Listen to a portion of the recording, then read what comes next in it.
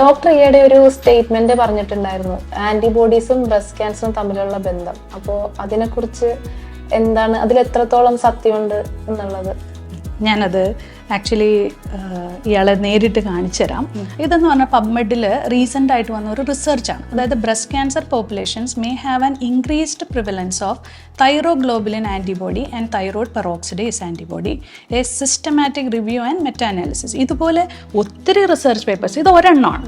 ഇതുപോലെ ഹാർവേഡ് യൂണിവേഴ്സിറ്റിയുടെ ആർട്ടിക്കിൾസും ഒക്കെ ഇതിനകത്ത് വന്നിട്ടുണ്ട്.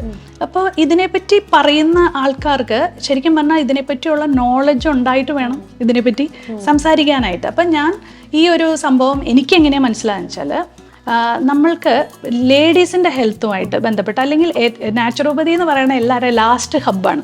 അതായത് അവരെല്ലാ സിസ്റ്റവും ചെയ്തിട്ട് ഒന്നും ഫലിക്കുന്നില്ല എന്ന് പറയുമ്പോൾ ലാസ്റ്റ് എന്നാൽ ഒരു ഓക്കെ, എന്നാൽ ഡയറ്റോ യോഗ എന്തെങ്കിലും ആവട്ടെ എന്ന് പറഞ്ഞിട്ടാണ് നമ്മുടെ അടുത്ത് വരുന്നത്. അപ്പോൾ ഞാൻ ഒത്തിരി പേരുടെ വളരെ ഇൻഫ്ലമേഷൻ, അതുപോലെ തന്നെ അവരുടെ ഹോർമോണൽ ഇഷ്യൂസ് കാരണം അവരുടെ മൂഡ് വേരിയേഷൻസ്, ഇതെല്ലാം കണ്ടു കഴിഞ്ഞപ്പോഴത്തേക്കും ചുമ്മാ ഞാൻ ആ ടെസ്റ്റുകളൊന്ന് എഴുതി കൊടുത്തു. ഈ ടെസ്റ്റ് നമ്മളിപ്പോൾ ചെയ്തുകൊണ്ട് ഒരു ഭൂകമ്പം ഉണ്ടാവാൻ പോകുന്നില്ല അല്ലേ? അപ്പം അങ്ങനെ ടെസ്റ്റ് ചെയ്യുമ്പോൾ സ്വാഭാവികമായിട്ടും അതിനകത്തൊരു എലിവേഷൻ കണ്ടു കഴിഞ്ഞാൽ നമ്മൾ അത് ഇൻക്രീസ്ഡ് ANT-TP ആണ്.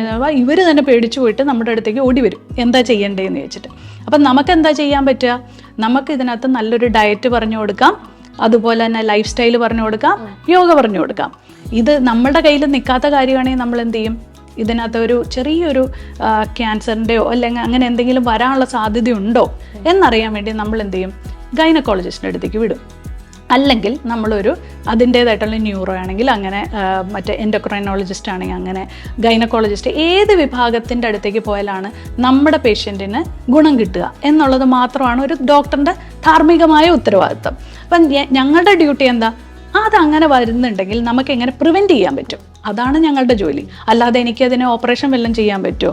എനിക്ക് ബ്രസ്റ്റ് ക്യാൻസർ വന്നാൽ അതിനകത്ത് ഓപ്പറേറ്റ് ചെയ്യാനായിട്ട് എനിക്ക് യാതൊരു എലിജിബിലിറ്റി ഇല്ല. എനിക്ക് എന്ത് ചെയ്യാൻ പറ്റും? ഈ ആൻറ്റിബോഡീസ് ഉണ്ടോ ഇല്ലയോ എന്ന് മനസ്സിലാക്കിക്കാനുള്ള അവയർനെസ് ഈ സൊസൈറ്റിക്ക് കൊടുക്കാനായിട്ട് സാധിക്കും. അത് കഴിഞ്ഞിട്ട് ഞാൻ ആ കൺസേൺഡ് ആയിട്ടുള്ള ഡോക്ടേഴ്സിൻ്റെ അടുത്തേക്ക് തന്നെ വിട്ട് ഇവരെ ചികിത്സിക്കാനായിട്ട് ഞാൻ സഹായിക്കും. അതെൻ്റെ ഈ ഒരു സമൂഹത്തിനോടുള്ള എൻ്റെ ഉത്തരവാദിത്വമാണ്. അത് ഞാൻ എന്നും നിറവേറ്റിക്കൊണ്ടിരിക്കും. ലാസ്റ്റ് സെൻറ്റൻസ് വായിച്ചു നോക്കോളൂ.